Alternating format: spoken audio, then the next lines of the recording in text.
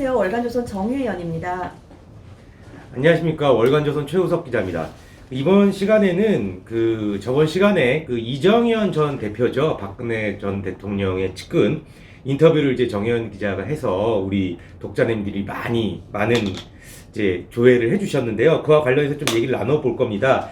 사실 이제 국회에는 여러 권한이 있는데요. 가장 중요한 권한이 법률안을 제출해서 심의를 하고 확정하는 일입니다. 법을 만들고 집행하는 거죠. 만드는 거죠. 국민들이 국회의원에게 위임한 권한입니다. 이 중에서도 1년의 나라 살림의 틀을 잡는 예산위원회 역할이 중요하다고 볼 수 있는데요. 우리나라 1년 국가 예산은 550조 원이 조금 넘습니다. 550조 원의 대부분이 우리가 낸 세금입니다. 하지만 일반인들은 이 예산이 어떻게 편성되고 어떻게 집행되는지를 잘 알지 못합니다. 그런데 이 과정에 직접 참여했던 이정현 전 새누리당 대표가 국회 예산심의 제도는 엉성하고 과정은 졸속이고 결과는 거수기라고 이제 인터뷰 때 말했다고 합니다. 그건 아직 공개되지 않고 이번 월간조선에 공개가 되는데요. 어쨌든 도대체 국회에서 어떤 일이 일어나고 있는지 이정현 대표를 인터뷰한 정혜연 기자를 모시고 이야기를 나눠보도록 하겠습니다. 예. 저희가 이번에 국가 부채 관련 특집을 하는데 네. 그 파트 중에 한 부분이 또 이정현 전 대표의 말과 굉장히 맞닿은 부분이 있어서 네. 저희가 또 좀 부탁을 드렸습니다. 지난번 인터뷰와는 좀 별도의 일이고요. 네. 그 예결위원이라고 하는데 그 이정현 전 대표는 삼선 의원인데 네. 7번 동안 예산 결산 특별위원 줄여서 네. 예결위원이라고 하죠. 네. 이걸 7번이나 했는데 2008년부터 2011년, 네. 2014년부터 16년까지인데 아마 거의 신기록이라고 해요. 그래서 이제 이 예결위에서 일어나는 일에 대해서 충분히 말을 할 수 있을 만한 자격이 있다라고 저희가 판단을 했습니다. 아마 이정현 의원이 이제 호남을 대변하다 보니까 이제 자유한국당이죠. 그러니까 국민의힘이죠. 네. 거기서 이제 배려를 많이 해준 것 같은데 그래서 예결위원을 아주 오래 한 것 같은데 그 예결위원이 도대체 뭐 하는 사람들입니까? 예. 그러니까 국회 들어가면 상임위별로 활동을 그렇죠. 하잖아요. 네. 국방위원회 소속이거나 외교위나 정무위나 이렇게 소속이 있죠. 네. 근데 이 예결위원들은 말 그대로 국가의 1년 예산을 어떻게 쓸 것인가를 최종 결정하는 사람들입니다. 네. 그러니까 국회의원 300명 중에 500명으로 구성이 된다고 하고 네. 1년 단위로 매번 바뀝니다. 네. 그러니까 의석 숫자에 따라서 배정된 인원을 각 당에서 네. 자체적으로 뽑는데요. 선정 기준이나 자격은 없고 그냥 희망자 위주로 내부에서 조정을 한다고 합니다. 그러니까 300명 중에 50명이 뽑힌다는 거는 이제 단순하게 계산하게 보면 국회의원 6명 중에 1명이 예결위원이 될 수 있다는 얘기인데 이제 원래 예결위는 이제 어떤 역할을 하는 겁니까? 그러니까 정부의 예산안, 네. 그다음에 또 본 예산, 그다음에 네. 추경 예산을 심의 확정하고 결산을 심의 확정해서 본회의 회의에 붙이는 거죠. 그렇죠. 예. 그러니까 우리나라 헌법 54조에 따르면 네. 국회는 정부 예산안을 심의하고 확정한다고 되어 있습니다. 네. 이 국회법 네. 85조에 따르면 매년 11월 30일까지 여야 합의를 해야 되고요. 네. 만약에 합의가 이루어지지 않으면 12월 2일에 예산안을 본회의에 그냥 자동으로 네네. 부의하는 겁니다. 네. 예전에 보면은 왜 막 몸싸움하고 그런 그렇죠. 거 뭐 이제 있었잖아요. 크리스마스 지나고 새해도 지나고 해가 네. 지나서 뭐 난리가 났었죠. 이런 거를 예. 막기 위해서 국회 선진화법에 따라서 그렇죠. 매년 11월 30일까지 예결위 심의를 다 마쳐야 한다는 거죠. 네. 그래서 이제 12월 2일이 넘으면 그 예결위, 그러니까 예결위는 더 이상 법적으로는 효력이 없는 조직이 되는 겁니다. 네. 기억이 나네요. 저도 이제 취재할 때 막 11월 30일이 넘으면, 그러니까 12월 31일이 그렇죠. 넘은 적도 있었거든요. 갖고 해가 지나는 거를 그 국회 앞에 정말 설렁탕집에서 이제 소주를 먹으면서 이제 그 예산안 통과되기를 기다렸던 기억이 나는데. 네.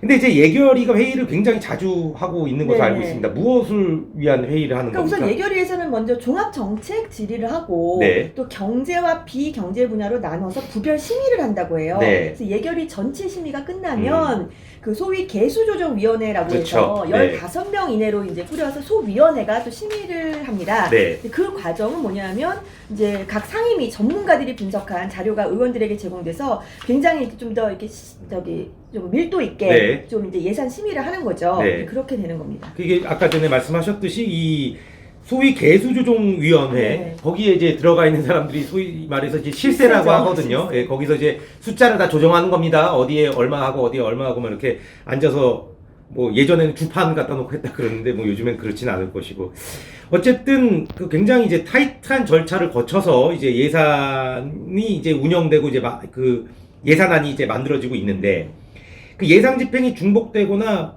소위 말하는 선심성 예산이라는 뭐 지적 정책들 같은 게 이런 데서 또 끼어들거나 그럴 것 같지 않습니까? 이 회의 때 그렇잖아요, 사실. 그러니까요. 그러니까 원래대로 하면 끼어들지 않아야 맞는 건데 네, 결국은 끼어들죠. 네. 근데 결국은 이 정부 예산안을 편성하는 게 기획재정부에서 그렇죠. 보통 하잖아요. 그렇죠, 그렇죠. 근데 예. 기재부가 행정부 아닙니까? 그리고 또 네. 기재부 장관은 대통령이 결국 임명을 하죠. 네. 그러니까 결국은 그 정부 예산안은 대통령이 이끄는 행정부가 편성을 하고 네. 또 집행도 하고 네. 나중에 또 이거를 감사를 하는 게 감사원이에요. 그렇죠. 감사원도 대통령 직속 직속이죠. 기관이잖아요.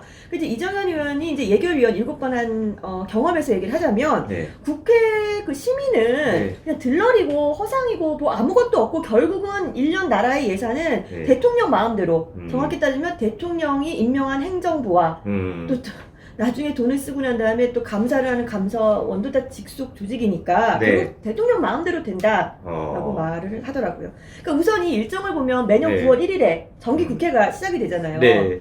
근데 보니까 이 정기국회가 시작이 되면 53개 정부기관이 네. 예산안하고 부속 서류가 9월 2일까지 음. 상임위원회별로 국회의원에게 제공이 되는데요. 네. 일반적으로 한 권당 400페이지, 그러니까 한 권에서 3권이 온다 그래요. 네네네. 근데 문제는 이제 부별로 하니까 만약에 제가 어디 외교위 수석이면 그 관련된 것만 이제 책이 400페이지짜리가 한 권에서 3권, 그러니까 네. 이제 몇 곳씩 오는 건데 예결위원에게는 서류 전체가 온다고 합니다. 그러면 400페이지 책이 네. 3권이 총 53개 정부기관의 서류가 오는 거죠. 그렇죠. 그러니까 이제 그 얼마나 이렇게 하나하나 세세하게 국가 예산이 집행되는 게 담긴 책이다 보니까 얼마나 두껍겠습니까? 그렇죠. 얼마나 어마어마한 분량이고 그럴 텐데 정상적이라면 예결위원들이 이 서류를 다 읽고 중복 예산에 대해서도 찾아내고 네. 막 그래야 될 것 같은데 그렇지 않은 모양이에요. 그러니까 원칙적으로는 그래야 네. 하는데 이게 어떻게 되냐면 9월 1일 날부터 이제 정기국회가 시작이 되면 네. 또 대정부 질의하고 네. 또 상임위별로 또 현안이 있잖아요. 네네네. 국정감사도 해야 되잖아요. 그렇죠, 그렇죠. 그럼 휴회도 하는 날이 있죠. 네. 그러면 이거는 보통 뭐 물론 예산안을 뭐 1년 내내 심의를 한다면 모르겠지만 사실상 이 예결위 활동은 대통령이 통상 10월 25일에서 27일에 네. 예산안 시정 연설이라는 그렇죠. 것을 하는데 네. 그 시정 연설이 끝나면 그때부터 이제 가동이 되는 겁니다. 그러면 아까 얘기했다시피 11월 30일까지 합의를 해야 되는 거잖아요. 네. 근데 대통령이 이제 10월 27일 날 예산안 시정 연설을 해요. 네. 그래서 활동이 시작되면 사실상 10월 말부터 네. 한 달 만에 그렇죠. 결국 이거를 다 해야 한다는 건데 네. 그러니까 결국 555조가 넘는 예산에 대한 것을 한 달 만에 그 어른키 몇 배 분량의 자료를 전부 다 검토를 해야 하는 게 맞는 거죠. 그 이정현 의원은 이런 걸로 뭐라고 얘기했습니까? 어, 자기는 다 읽었다고 하나요? 아니요. 본인은? 72년 국회 역사상 네. 국회로 넘어온 예산서를 다 읽은 국회의원은 단 한 명도 없을 것이다. 네, 저도 그거에 동의를 합니다. 예, 안타깝지만 있겠죠. 있으시겠는데 있으신 분은 뭐 저한테 연락을 주시면 되고. 네. 예. 최 기자한테 연락 주시기 네. 바랍니다. 근데 제가 봐도 원칙적으로 좀 불가능하지 않을까 싶은 생각이 들더라고요. 예.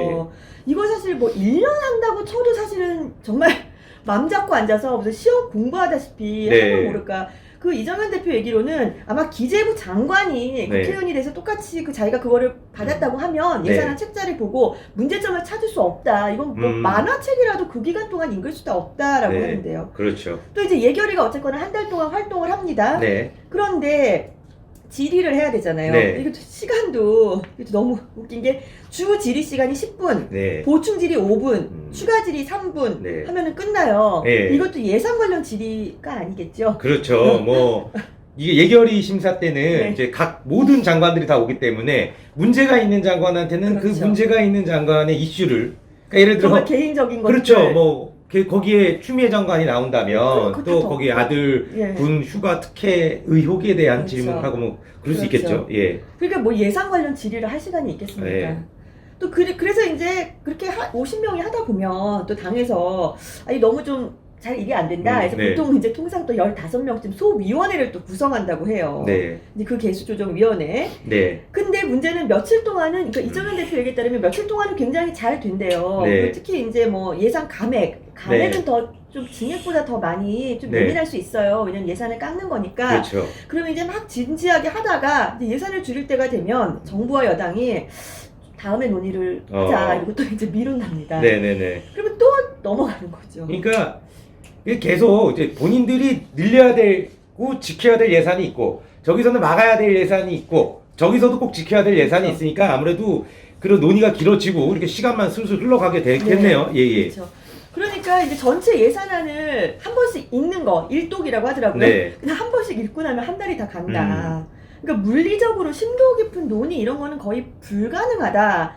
때문에 국회 예결위의 예산 심의는 허당이고 도깨비고 뭐 전혀 허수아비다라고 표현을 하더군요. 아마 이제 이정현 전 대표 같은 경우에는 본인이 국회의원이 되면 이걸 한번 읽어봐야 되겠다라는 생각을 계속 했을 거예요. 아무래도 네. 그 국회 생활을 오래 했으니까 네. 뭐 뭐 당사부터 예, 직원부터 의원들도 많이 보지 않았겠습니까? 네. 근데 결국에 이제 국민들 눈에 안 그래도 많이 싸우는데 예산 때문에 더 많이 싸우지 그렇죠. 않습니까? 그렇죠. 맨날 국회의원 뽑아놨더니 싸움만 한다. 그렇죠. 뭐 이게 이 예산 이 그러니까요. 협의 과정에서도 그런 얘기가 많이 나옵니다. 그러니까 또 시간이 지나면 우리 최 기자 얘기처럼 또 예결위 소위원회가 또 파행을 합니다. 야, 그렇죠. 또 싸우고 또 문 닫아요. 이제. 네. 그 회의를 못 하는지 안 하는 건지 결국은 또 결론은 안 합니다. 네. 그럼 계속 미뤄요 이제. 그러면 이제 또 이제 교섭 단체들이 네. 물밑으로 아유 이거 이러면 되겠니? 우리 그래도 빨리 해야 되지 않겠냐? 그러면서 네.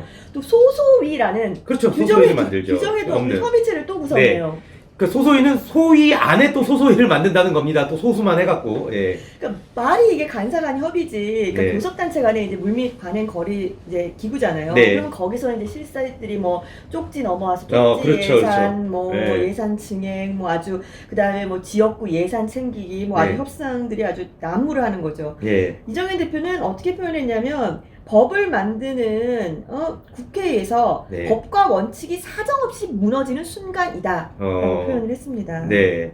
그러니까 보통 그 예산안 1%라는 게 네. 550조의 1%.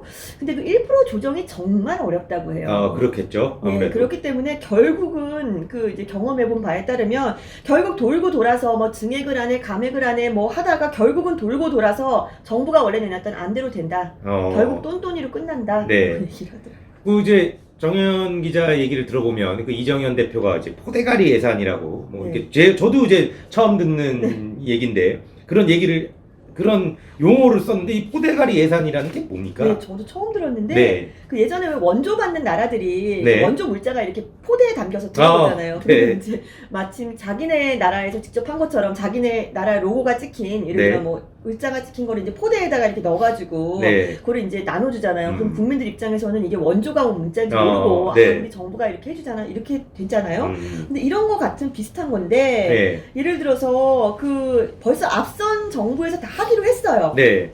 아니면 벌써 이미 집행이 되고 있어요. 그렇죠, 그렇죠. 예. 근데 그거를 마침 자기가 지역구를 위해 한 것처럼, 한 것처럼 이렇게 이름만 바꿔가지고 네. 근데 그거를 정치권에서 포대가리 예산이라고 하더라고요. 예. 그러니까 눈 가리고 아웅하는 건데 그렇죠, 예. 그 이런 것을 좀 정확히 봤으면 좋겠. 자기 쇼업을 하는 거죠. 내가 이렇게 지역구를 위해 애썼다. 내가 이렇게까지 싸워서 뭐 예산을 따왔다 이러는 건데 그중 상당수는 네. 원래 있던 예산인 경우가 많다는 거죠. 이게 참 이 예산이라는 게 이 뭐 이렇게 잘 보면 싸울 수밖에 없는 이유가 있더라고요. 뭐 취재를 할 때 보니까 이제 국민들은 이제 피땀을 흘려서 이런 돈으로 이제 세금을 내고 그 세금이 국가를 위해서 소중하게 쓰이기를 바랄 것입니다. 그분들은. 근데 이제 혈세의 쓰임새를 결정하는 심의 기간도 부족하고 과정도 엉성하고 결과도 허탈하다는 것을 어떻게 받아들일지 모르겠습니다.